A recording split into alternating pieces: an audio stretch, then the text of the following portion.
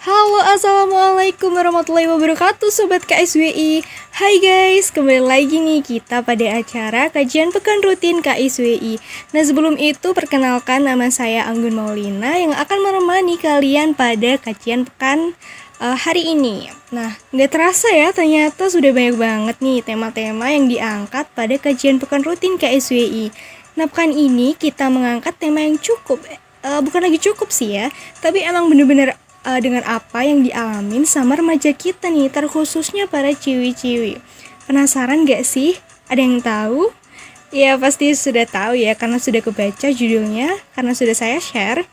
Nah ya betul banget, kita akan membahas tentang wanita nih. Apa sih itu? Yaitu cantik zaman now. Penasaran gak sih sama isi pembahasannya gimana? Oke, tetap stay tune ya guys, dan jangan sampai kelewatan, oke? Oke, kita ke pembahasan yang pertama nih. Berbicara tentang cantik ya. Cantik. Kira-kira cantik itu yang kayak gimana sih? Apakah yang seperti saya? Enggak, bercanda teman-teman. Nah, jadi dari sebuah berita, tepatnya dari tabloidbintang.com, dijabarkan bahwa wanita cantik itu harus memiliki beberapa kriteria dan juga beberapa persyaratan nih. Yang pertama, wanita cantik itu harus memiliki kulit yang putih, kulit yang bersih. Jadi kayak artis-artis gitu deh, atau kayak selebgram. Yang kedua, wanita cantik itu harus punya tubuh yang ramping, yang langsing, kurus, ya pokoknya tubuhnya body goals lah. Nah yang ketiga, wanita cantik itu juga harus punya rambut yang sehat. Rambutnya tuh mengembang, rambutnya tuh glowing gitu, nggak lepek. Yang keempat, wanita cantik itu ternyata juga giginya harus rapi, harus putih, nggak berantakan juga gitu. Nah, tanpa disadari nih, ternyata cewek yang kayak gini tuh dambaan banget bagi semua wanita. Ya nggak?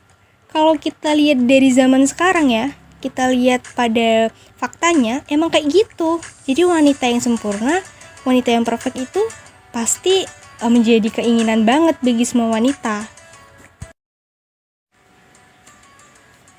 Berbicara tentang glow up, siapa sih yang gak pengen untuk glow up? Wanita mana coba yang gak pengen glow up? Pasti jawabannya pengen.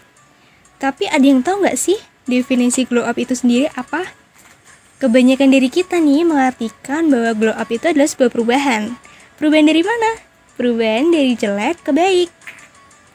Kalau membicarakan tentang kecantikan, ya pasti glow up-nya adalah sebuah perubahan dari buruk rupa menjadi cantik. Dari yang kulitnya hitam nih, berubah tuh jadi putih, mulus, bersih.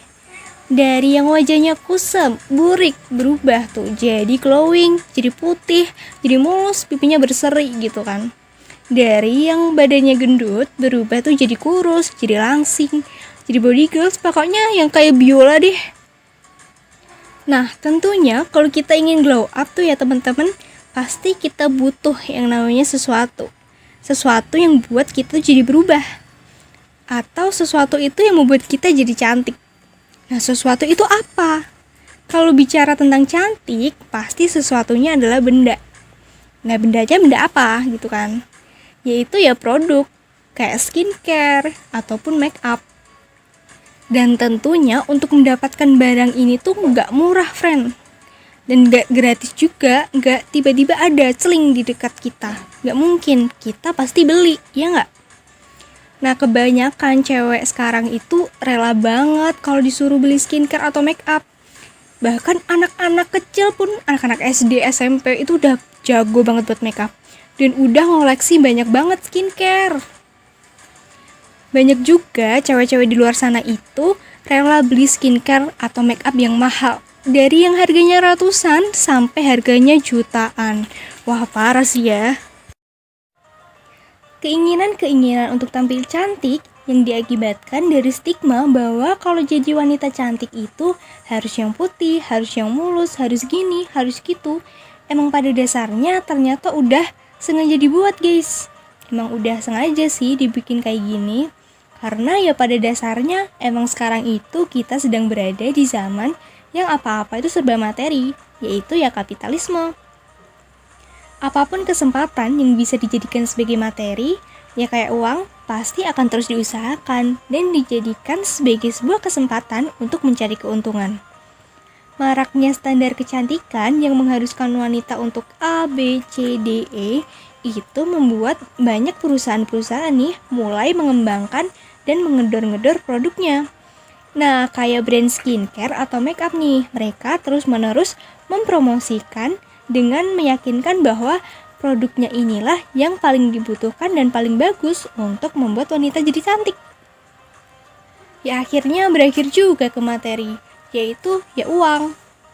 Ya begitulah friend, kalau kita dihadapkan dengan ide sekuler yang mengharuskan kita untuk merubah pola pikirnya menjadi pada standar dunia. Dan yang paling diuntungkan di sini ya jelas banget lah. Yang paling untung adalah kapitalis industri kosmetik atau brand skincare lainnya. Oke friend, di sini ada 2 gambar nih. Ada gambar A dan juga ada gambar B. Coba deh perhatikan maksud dari gambar tersebut itu apa. Sebelum itu, kita lihat dulu perbedaan yang ada pada kedua gambar ini. Dari gambar di sisi kiri, terlihat ada seorang wanita yang cantik. Betul tidak? Ya, betul. Lalu di bawahnya itu ada sekelompok orang-orang yang senang dengan wanita tersebut. Sedangkan pada gambar di sisi kanan, ada wanita yang kalau kita lihat itu berantakan, kurang cantik, sehingga jadi dihujat gitu deh. Artinya apa sih? Kalau dikaitkan dengan realitas zaman sekarang itu, kalau kira-kira, kalau misalnya ada wanita cantik itu pasti dihargai, pasti diterima, dan juga didengarkan, bahkan juga diperlakukan dengan baik. Sedangkan kalau yang kurang cantik, itu pasti dihina, diacuhkan, dicuekin, dihujat. Miris banget ya teman-teman. Sampai nih ada timbul sebuah persepsi, kalau lo cantik, lo aman. Sampai sebegitunya ya.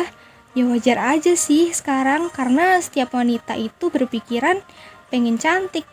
Jadi kalau cantik itu bisa dihargai dan juga didengarkan. Jadi ada sebuah quotes nih teman-teman yang mungkin bikin kita mikir ya. Jadi gini nih, wanita yang cantik kulitnya akan takut terbakar oleh panas matahari. Sedangkan wanita yang cantik akhlaknya pasti akan takut terbakar api neraka. Bener juga ya teman-teman, wanita sekarang itu kebanyakan lebih takut kalau kulitnya tuh terbakar panas matahari dibandingkan sama api neraka. Nauzubillah. Beda banget ya friend, ternyata kalau dibandingkan dengan Islam. Di dalam Islam, standar kecantikan wanita itu tidak diukur dari fisiknya, tetapi dari akhlaknya. Jadi kecantikan seseorang itu dilihat dari akhlaknya friend. Nah, akhlak sendiri itu apa sih? Ada yang tahu? Jadi dari Syekh Taqiyuddin An-Nabhani di dalam kitabnya yaitu Nizamul Islam menjelaskan bahwa akhlak itu didefinisikan sebagai sifat-sifat yang diperintahkan oleh Allah kepada seorang muslim agar menjadi identitasnya pada saat dia melakukan aktivitas. Dan akhlak ini merupakan bagian dari hukum Islam. Artinya, akhlak itu adalah perintah dan juga larangan Allah yang berhubungan dengan sifat seperti jujur, sabar, lemah lembut, dan lain sebagainya yang termasuk ke dalam hukum syara yang berkaitan dengan sifat. Akhlak itu sendiri merupakan bagian dari hukum Islam yang tentunya tidak berdiri sendiri, namun juga sebagai bagian dari hukum syara yang lain seperti akidah, ibadah, pendidikan, pergaulan, pemerintahan, peradilan, akhlak, pakaian, makanan, dan juga minuman. Maka dari itu, akhlak tidak bisa dipisahkan dari hukum syara yang lain karena emang sudah menjadi satu kesatuan. Akhlak yang baik sesuai syariat tentu tidak hanya mendapat kemuliaan di mata manusia, tetapi juga di mata Allah Subhanahu wa taala dan tentunya mendapatkan pahala. Dikuatkan juga di dalam sabda Rasulullah SAW bahwa dari Abu Hurairah radhiyallahu anhu berkata bahwa Rasulullah SAW bersabda, Perkara yang banyak memasukkan seseorang ke dalam surga adalah takwa kepada Allah dan berakhlak baik.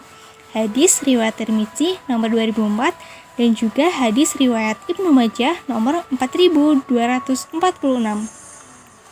Sudah jelas ya bahwa dari hadis ini dikatakan bahwa hal yang mempengaruhi seseorang untuk masuk ke dalam surga adalah yang seperti dikatakan Rasul, yaitu bertakwa dan juga berakhlak baik. Jadi, identitas ketakwaan seorang muslim itu dilihat dari amal perbuatannya, yaitu beramar ma'ruf, nahi dan mungkar, melaksanakan semua perintah Allah atau berbuat baik, dan juga menjauhi semua larangannya Allah dengan meninggalkan perbuatan yang buruk atau munkar. Selain itu, takwa juga merupakan suatu tindakan menjaga diri dari siksa api neraka. Jadi, inilah makna takwa yang sesungguhnya. Jadi bisa disimpulkan, akhlak dan ketakwaan ini merupakan sebuah implementasi dari hukum syara. Dalam Islam juga yang artinya wanita cantik itu yang bertakwa dan juga berakhlak baik.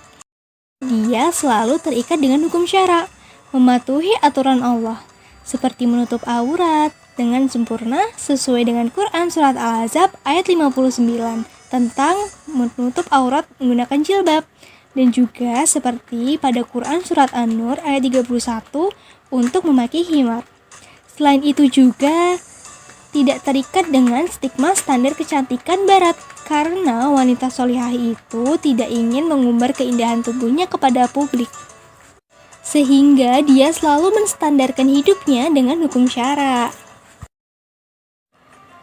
Di dalam Islam, wanita itu tidak dilarang kok untuk berhias, boleh-boleh saja untuk mempercantik diri, tetapi juga harus tetap memenuhi hukum syara, seperti tidak bertabaruj ataupun tidak berlebih-lebihan.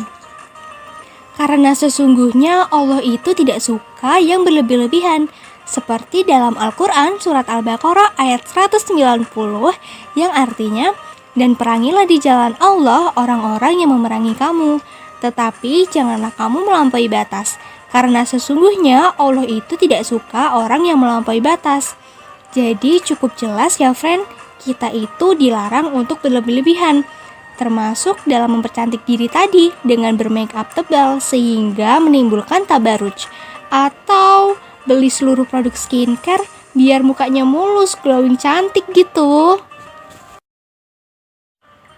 Jadi, boleh-boleh saja loh menghias diri, asalkan tetap patuh terhadap hukum syara dan tidak berlebihan.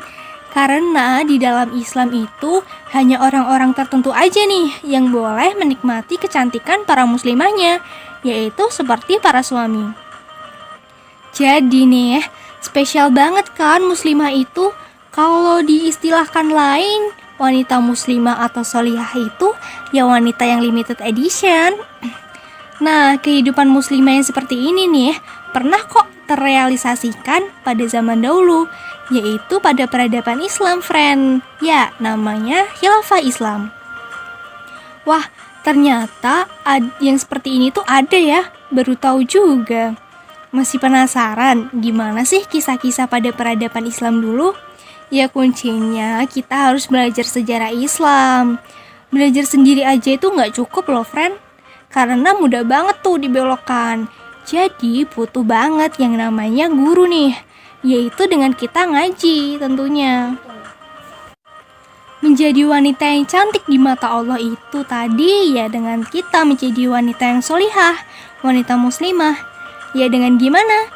Ya dengan kita bertakwa dan juga berakhlak yang baik. Kadang tuh kita kalau mau taat sama Allah tapi sendirian itu rasanya susah banget. Susahnya naudzubillah. Banyak banget godaannya. Makanya untuk terus mencajar iman dan juga ketakwaan kita serta membentuk akhlak yang baik, yaitu yang berakhlakul karimah, tentu butuh banget lingkungan yang baik juga. Terus gimana caranya? Ya jawabannya adalah ngaji. Kalau misal kita nggak ngaji, kita nggak bakal tahu tuh ilmunya. Bahkan buat taat aja susah. Iya kan, friend? Maka dari itu, kita tuh butuh yang namanya ngaji. Ngaji Islam secara kafah. Dari ngaji nanti kita pasti akan terus bersama-sama dengan orang yang solih, sehingga akan menjadi booster bagi diri kita buat selalu taat kepada Allah. Ngaji itu bukan sekedar sebuah pilihan, tapi ngaji itu juga sebagai kewajiban, friend.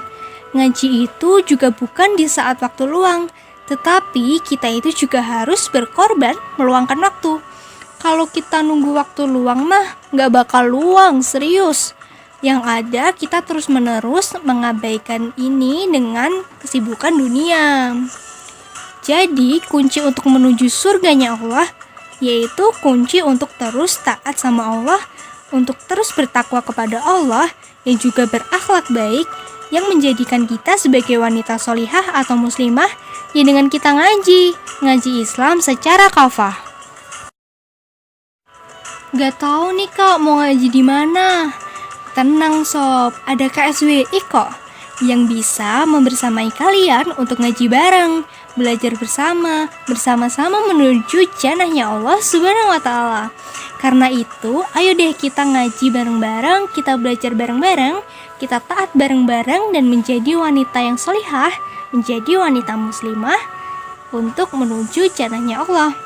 Jadi, taat tanpa nanti, taat tanpa tapi.